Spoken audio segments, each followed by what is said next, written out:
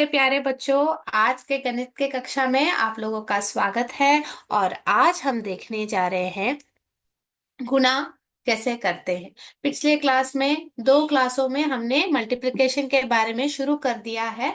और आज हम गुणा के जो गुणधर्म हैं, यानी कि मल्टीप्लिकेशन के जो भी प्रॉपर्टीज है, उसके बारे में आज हम देखने जा रहे हैं। और वार्तिक प्रश्न कैसे हल करते हैं। हमने वार्तिक प्रश्न क्या क्या देखा था। जोड़ने के बारे में देखा था, घटाने के बारे में देखा था। तो गुणा भी कैसे वार्तिक प्रश्न के जरिए कैसे करते हैं, हम आज के क्लास में देखेंगे बच्चों। तो आज हम सही प्रकार से मल्टीप्लिकेशन जो भी हमने सीखा है, उसका एप्लीकेशन कैसे करते हैं, उसका उपयोग कैसे करते हैं, अगर आपसे प्रश्न पूछा जाए वह देखेंगे बच्चों। तो उससे पहले हम क्या देखने जा रहे हैं आज बच्चों। वेरी गुड, गुणा के गुणधर्म। क्या देखने जा रहे हैं? गुणा के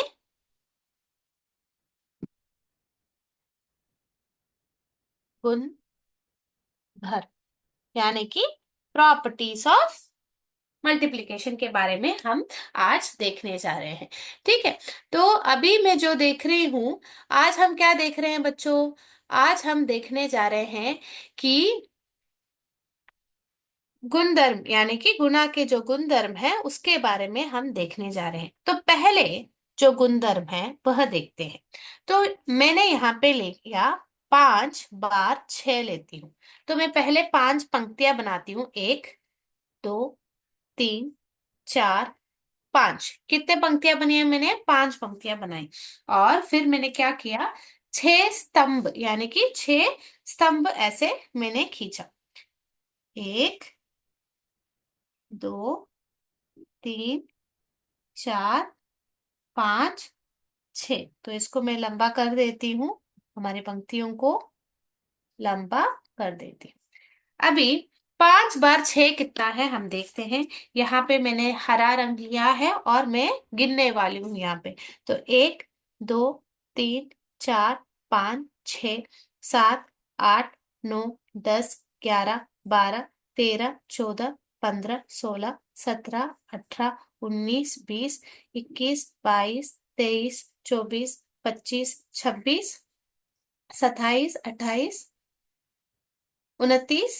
29 कितना है बच्चों? 30 है। ठीक है।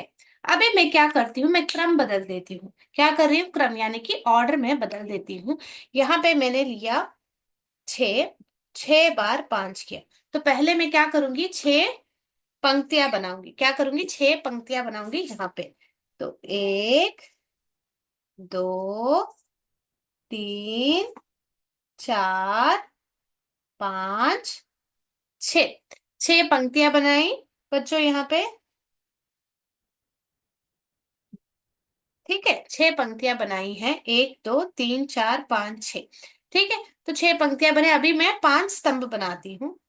1, 2, 3, 4, 5। ठीक है। अभी मैं गिन के देखती हूँ कि मुझे कितना, मेरा गुणनफल क्या आएगा। देखती हूँ यहाँ पे देखिए। 1, 2, 3, 4, 5, 6, 7, 8, 9, 10, 11, 12, 13, 14, 15, 16, 17, 18, 19, 20, 21, 22, 23, 24, 25, 26, 27, 28, 29, 30। तो यहाँ पे भी 30 ही आया।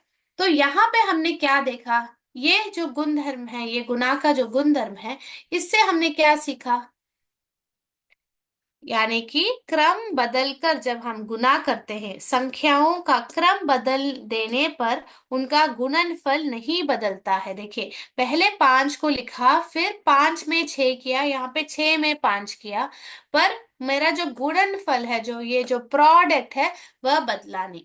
तो पहला जो प्रॉपर्टी हमने आज क्या सीखा, संख्याओं का, यहाँ पे लिखती हूँ, ध्यान दीजिए बच्चों। संख्याओं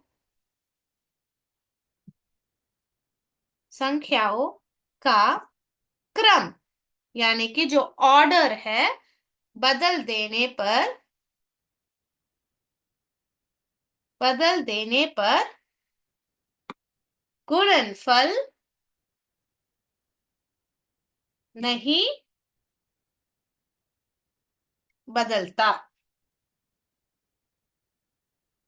है, नहीं बदलता है। ठीक है बच्चों, क्या देखा हमने? संख्याओं का क्रम बदल देने पर गुणनफल नहीं बदलता है। आज हमने ये सीख लिया। ठीक है, तो ये है पहला प्रॉपर्टी, गुना करने का गुणधर्म। पहला गुणधर्म हमने क्या सीखा? कि हमने पहले 5 को लिखा, फिर 4 को लिखा, यानी 5 को हमारा गुणाई बनाया और 6 को हमारा गुणक बनाया।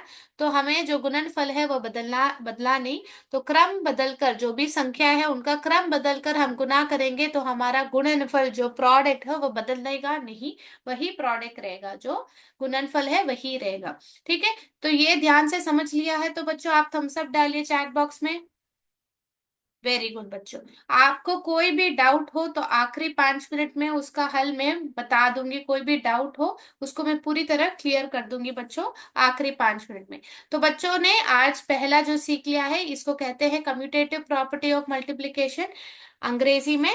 और यहाँ पे हमने क्या देखा? गुणा के गुणधर्म में पहला जो प्रॉपर्टी है, संख्याओं का क्रम बदलकर जो गुना करने पर हमारा गुणनफल नहीं बदलता। यही चीज हमने किसमें देखी थी? जब हम जोड़ रहे थे, हमने क्या देखा था? कि संख्याओं का क्रम बदलकर जोड़ने पर हमारा जो योगफल है वह नहीं बदलता। उसी प्रकार गुना में भी वही गुणधर्म है। क्योंकि क्या होता है गुना? क्या होता है गुना? क्या है गुना? जो है रिपीटेटिव एडिशन है, बार बार जोड़ने को ही हम गुना कहते हैं। तो जो जोड़ने का जो गुणधर्म है, वही गुणधर्म यहाँ पर उपयोग हो रहा है, वही गुणधर्म यहाँ पे आपको दिख रहा है बच्चों। तो आप याद रखेंगे कि जोड़ते वक्त या गुना करते वक्त जब भी कभी भी अगर हम क्रम बदल कर गुना करें या योग करें तो हमारा गुणनफल या योगफल नहीं बदलता। ये क्लियर है बच्चों को? Very good. ठीक है, अभी अगला गुणधर्म के बारे में हम देखेंगे बच्चों। अगला जो गुणधर्म है उसके बारे में देखें बच्चों, आगे बढ़े। ये हटा दूं? Very good. तो आप लोग ऐसे बहुत आसान तरीके से गणित को पढ़ सकते हैं, समझ सकते हैं। बहुत आसान है, बहुत सरल है बच्चों। ज्यादा आपको दिक्कत नहीं होगी गणित समझने में। एक बार आप लोगों को जो कॉन्सेप्ट है वो आपने समझ लिया, आपकी मुट्ठी के अंदर कर दिया, तो कोई भी आपको समस्या हो हल करने में बहुत आसान हो जाएगा बच्चों। तो कॉन्सेप्ट में आप ध्यान दीजिए। ठीक है, अभी दूसरा जो गुणधर्म है उसको सीखने जा रहे हैं। इसका गुणधर्म क्या है? कि कोई भी संख्या, यहाँ भी 5 को 1 से गुना करे या 6 को 1 से गुना करे, तो जो गुणनफल है वह संख्या ही रहेगी, 5 ही रहेगी, 6 ही रहेगी। ठीक है, तो ये क्या है देखते हैं। 5 को एक बार, मतलब 5 पंक्तियां, 1 2 3 4 5। 5 को सिर्फ एक बार गुना करना है, यानी कि 5 पंक्तियां और एक स्तंभ है यहाँ पे। तो कितने हुए? 1 2 3 4 5 ही ना हुआ है बच्चों, क्योंकि हम सिर्फ एक से गुना कर रहे हैं। तो देखिए 5। तो यहाँ पे भी आपको दिखाती हूँ। 1 2, 1 2 3 4 5 6। 6 पंक्तियां, 1 2 3 4 5 6 पंक्तियां हैं और एक स्तंभ है। तो आप कितने बार मिल रहे हैं? 1 2 3 4 5 6। तो देखिए 6 ही हमारा गुणनफल आ रहा है।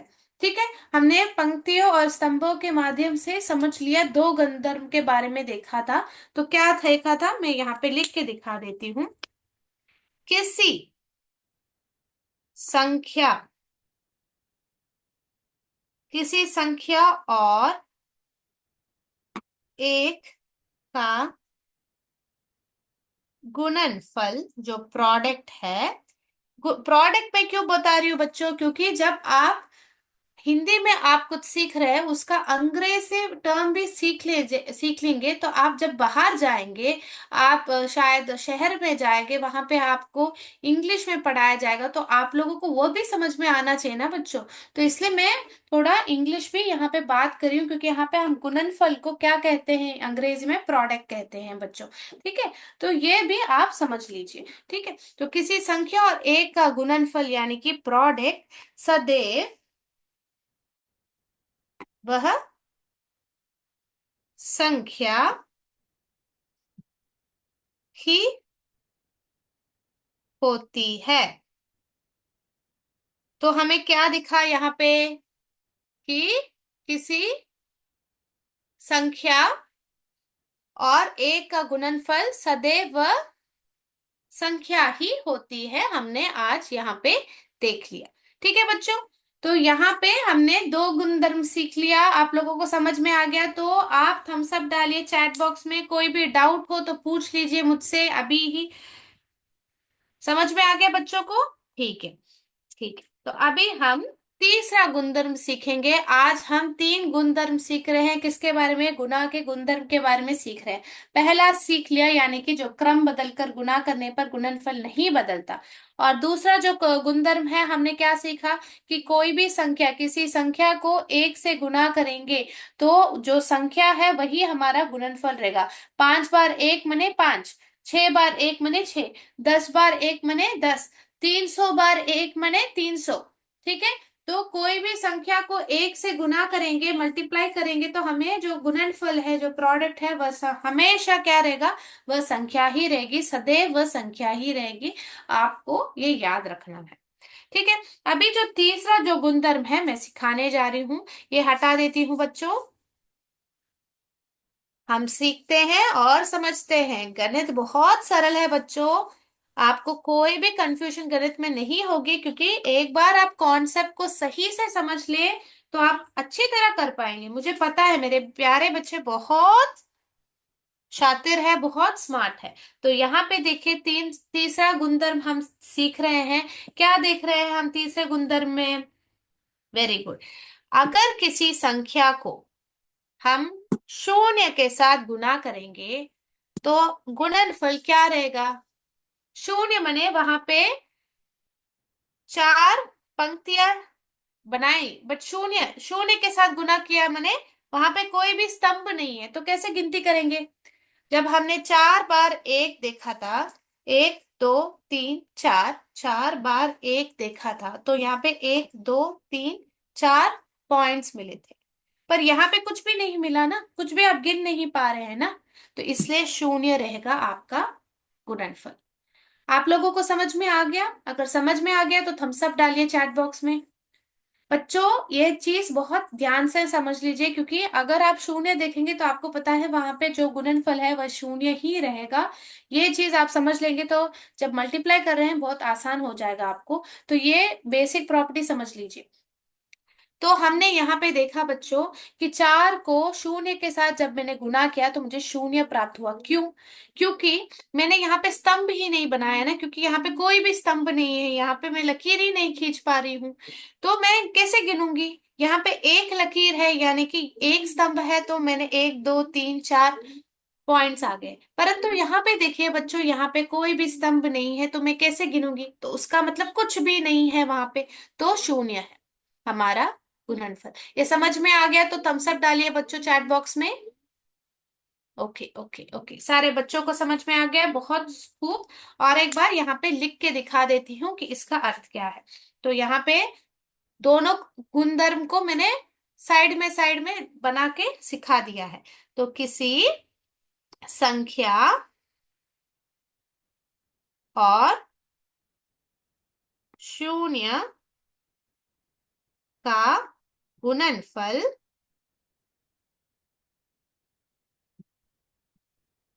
किसी संख्या और शून्य का गुणनफल व सदैव शून्य होता है। ठीक है, हमने ये भी समझ लिया। ठीक है, तो 4 बार 0 रहेगा तो शून्य रहेगा, 4 बार 1 आएगा तो 4 आएगा। तो ये चीज याद रख लीजिए। कैसे हमने पंक्तियों और स्तंभों के माध्यम से तीन गुणधर्म हमने सीख लिया। ठीक है, ये हटा दो बच्चों, आप लोगों को समझ में आ गया? Very good. तो गुना के गुणधर्म क्या है, एक बार वापस मैं समझा देती हूँ। आप लोग समझ लीजिए पूरी तरह से, ताकि आप कभी भूलेंगे नहीं। जितने भी बार मैं ये आपको बताऊंगी, आप लोगों को और अच्छी तरीके से ये समझ में आ जाएगा, क्योंकि जितने बार हम रिपीट करते हैं एक चीज को, उतने ही बार हमें सरलता से समझ में आ जाती है वह चीज। ठीक है बच्चों? तो यहाँ पे ध्यान दीजिए और पढ़िए। तो पहला गुणधर्म जो हमने देखा था, पहला गुणधर्म जो हमने देखा था, क्या देखा था बच्चों? संख्याओं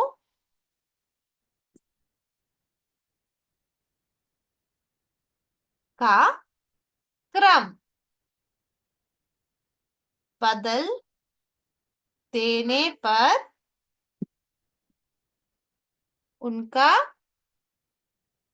संख्याओं का क्रम बदल देने पर उनका गुणनफल नहीं बदलता है।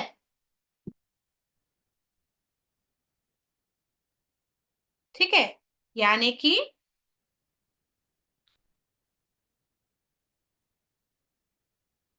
4 बार 6 और 6 बार 4 दोनों का गुणनफल कितना रहेगा बच्चों? बताइए। यस, 24 रहेगा।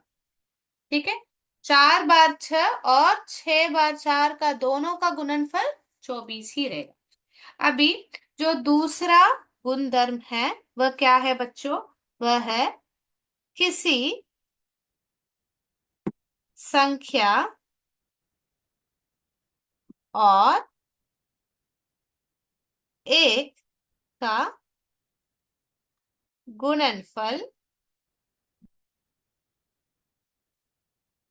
सदैव वह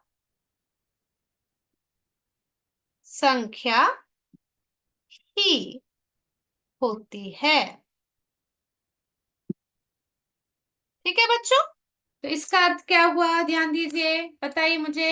यानी कि 4 बार 1 का गुणनफल 4 ही रहेगा। ठीक है, अभी तीसरा जो आप समझेंगे, जो आपने गुणधर्म देखा था, वह क्या था बच्चों? Very good. किसी संख्या और शून्य, किसी संख्या और शून्य का गुणनफल, किसी संख्या और शून्य का गुणनफल सदैव क्या रहता है बच्चों? सदैव क्या रहता है? शून्य होता है। ठीक है, यानी कि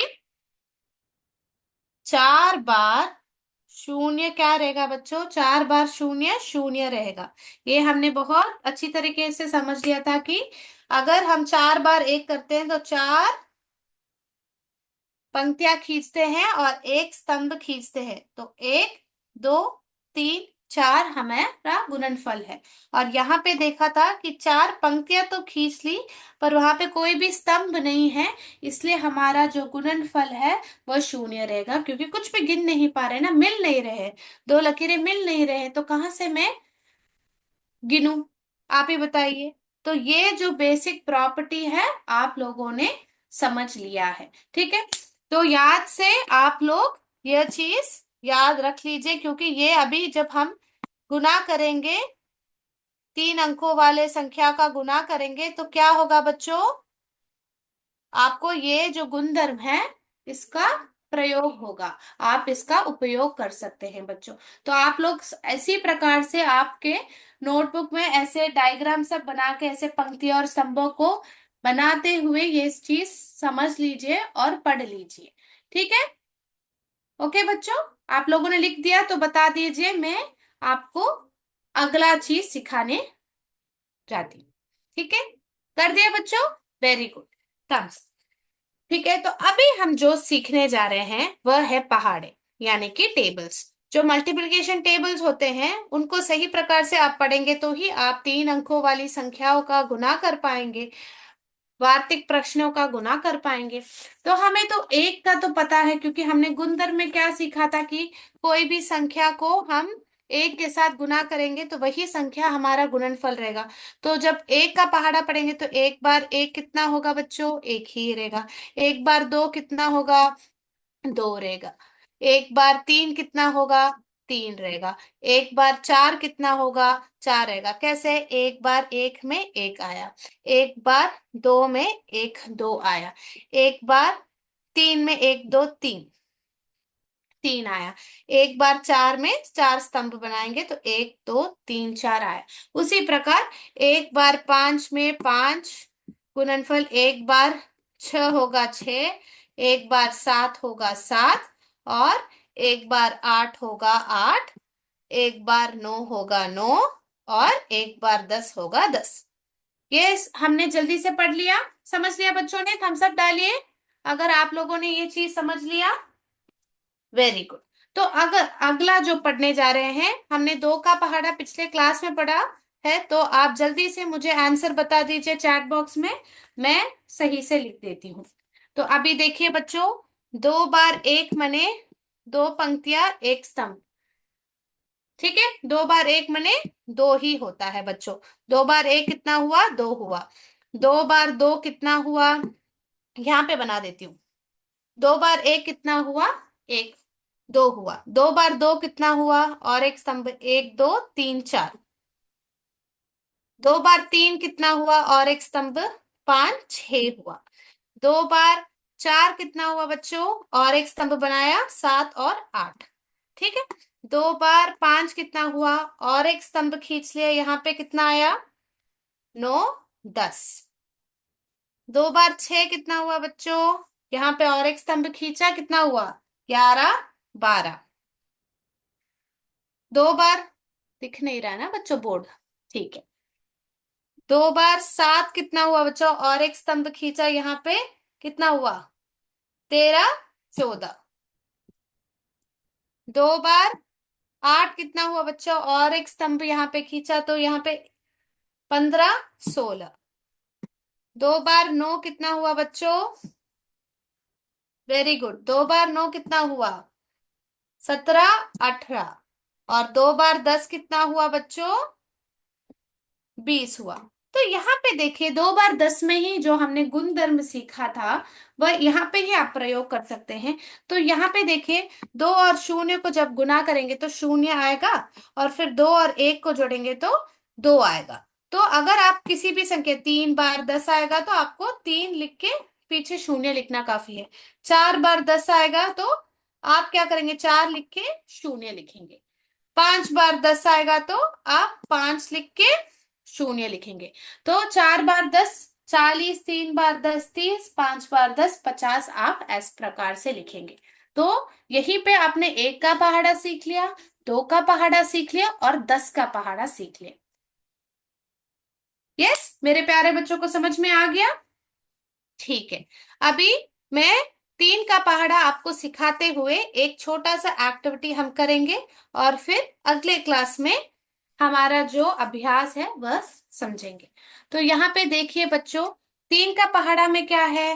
तीन बार एक तीन है। तो तीन बार एक तीन कैसे हुआ? यहाँ पे देखिए, हमने दो का पहाड़ा सीख लिया, अभी तीन का पहाड़ा सीख रहे हैं। तो यहाँ पे एक, दो, तीन, तीन पंक्तियां बना दी। तीन बार एक मने कितना हुआ? एक, दो, तीन। तीन बार एक तीन हुआ। तीन बार दो कितना हुआ बच्चों? चार, पांच, छ। सो तीन बार दो कितना हुआ? छह हुआ। फिर तीन बार तीन माने और एक स्तंभ बनाइए, फिर सात, आठ, नौ। तो नौ है यहाँ पे। तीन बार चार कितना हुआ बच्चों? बताइए। नौ के बाद दस, ग्यारह, बारह आया। ठीक है। और फिर तीन बार पांच कितना हुआ? बारह के बाद तेरह, चौदह, पंद्रह। ठीक है। फिर आप देखिए, तीन बार छह कितना हुआ? सोलह, सत्रह, अठारह हुआ। तो आपने देखा, तीन बार तीन की तीन बार एक तीन है। सॉरी बच्चों, यहाँ पे लिख देती हूँ, तीन बार तीन तीन है। तीन बार दो छह है। तीन बार तीन नौ है। तीन बार चार, वेरी गुड, बारह है। तीन बार छह, अठारह है। और तीन बार पांच, सॉरी बच्चों, तीन बार पांच, पंद्रह है। और तीन बार छह, अठारह है बच्चों। ठीक है। अभी तीन बार सात कितना हुआ देखें? ये नौ, 19, 20, 21। तो यहाँ पे देखिए 21 लिखा है। और 3 बार 8 कितना हुआ? 21 के बाद 22, 23, 24। ठीक है बच्चों। और फिर यहाँ पे देखिए 3 बार 9 कितना हुआ? 3 बार 9, 24 के बाद कितना आता है? 25, 26, 27। और 3 बार 10 कितना हुआ बच्चों? आपको पता है ना, मैंने कैसे बताया था? 3 बार 10 कितना हुआ? 30 हुआ। ठीक है। तो इस प्रकार से आप सही प्रकार से सीख सकते हैं। परंतु हर एग्जाम में आप बैठ के लग पंक्तियां और स्तंभ नहीं बना पाएंगे ना बच्चों। तो आप क्या करेंगे उस वक्त? आप पहाड़ा को याद कर लेंगे, ताकि आप सही प्रकार से एग्जाम के दौरान अगर आपको तीन संख्याओं वाले को गुना करना, तीन वाले संख्या को तीन संख्याओं के साथ गुना करना है, तो आप कैसे करेंगे? ऐसे हर वक्त आप ऐसे लिखेंगे, पंक्तियां बनाएंगे, स्तंभ बनाएंगे, तो आपको बहुत समय चला जाएगा ना। तो पहाड़ा को याद कर लीजिए। 3 बार 1 3, 3 बार 2 6, 3 बार 3 9, 3 बार 4 12, 3 बार 5 15। ऐसे आप याद करके रख लीजिए, तो आप सही प्रकार से समझ पाएंगे। आपने ये तो तीसरे कक्षा में ही सीख लिया होगा। तो आप लोगों को कितना पता है, आज एक खेल के माध्यम से जानेंगे। ठीक है। तो बच्चों, मैं यहाँ पे अभी स्क्रीन शेयर करने वाली हूँ आप लोगों के साथ।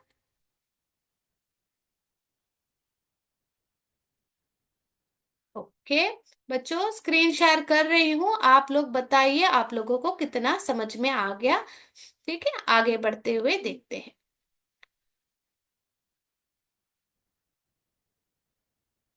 तो यहाँ पे है हमारा ये मल्टीप्लिकेशन का प्रैक्टिस, यानी कि जो हम गुना हमने सीखा है उसको प्रैक्टिस करके देखेंगे। ठीक है। तो यहाँ पे आप देखिए, 8 बार 2 कितना हुआ? 8 बार 2, यानी 8 बार 2 और 2 बार 8 एक ही चीज है। बचाओ बताइए। वेरी गुड बच्चों। 8 बार 2, वेरी गुड, 16 होता है, 16। ठीक है, करेक्ट। अभी नया प्रॉब्लम देखते हैं। 6 बार 2 कितना हुआ? हमने 2 का तो पहाड़ा सीख लिया था। तो 2 बार 6 या 6 बार 2 कितना हुआ बताइए? वेरी गुड बच्चों, 12। Very good, correct. भी नया प्रॉब्लम देखते हैं। 10 बार 7। 10 बार 7 बहुत आसान है। 10 का पहाड़ा तो मैंने बता दिया आपको, कि अगर कोई भी संख्या को 10 के साथ गुना करेंगे तो आप क्या करेंगे? वो संख्या लिखेंगे और उसके पीछे क्या लिखेंगे? शून्य लिखेंगे। तो कितना लिखेंगे? 70 लिखेंगे, 70। वेरी गुड बच्चों। अभी अगला पहाड़ा देखते हैं। 3 बार 6। अभी 3 का पहाड़ा तो हमने अभी देखा। 3 बार 6 कितना हुआ? 3 बार 1 3 हुआ बच्चों। एक बार मैं यहाँ पे दिखाती हूँ। यहाँ पे लिख देते हैं। 3 बार 3 बार 1 कितना हुआ? 3 हुआ। 3 बार 2 कितना हुआ? 6 हुआ। 3 बार 3 कितना हुआ? 9 हुआ। 3 बार 4 कितना हुआ बच्चों? बताइए, 12। 3 बार 5 कितना हुआ? 15। और 3 बार 6 कितना हुआ बच्चों? Very good, 18। तो आप 18 यहाँ पे लिखेंगे। चलिए, एक मिनट बच्चों। 18 यहाँ पे, 18 यहाँ पे लिखेंगे। करेक्ट। ओके। 2 बार 9 कितना हुआ? 2 का तो पहाड़ा आप लोगों ने पढ़ रखा है। 2 बार 9 कितना हुआ? वेरी गुड, 18 हुआ। तो आपने एक चीज नोटिस किया, एक चीज ध्यान दिया। 3 बार 6 भी 18 हुआ और 2 बार 9 भी 18 हुआ। इस प्रकार आप 18 को कितने बार कौन से पहाड़े में देख सकते हैं, ऐसे भी आप ध्यान रख सकते हैं। तो बच्चों, आज का क्लास यहाँ पे ही समाप्त करते हैं, क्योंकि हमने जो भी इम्पोर्टेंट चीज है, जो गुना के जो गुणधर्म है, वह सीख लिया है। और फिर पहाड़ों के बारे में, टेबल्स के बारे में भी थोड़ा सीख लिया। अगले क्लास में हम सीधा क्या करेंगे? हम सीधा अभ्यास की ओर बढ़ेंगे और प्रैक्टिस करते हुए हम अच्छी तरह गुना करना सीख लेंगे। तो आज का क्लास यहाँ पे समाप्त करती हूँ बच्चों। जय विद्या शक्ति। जय हिंद। जय भारत। Thank you sir.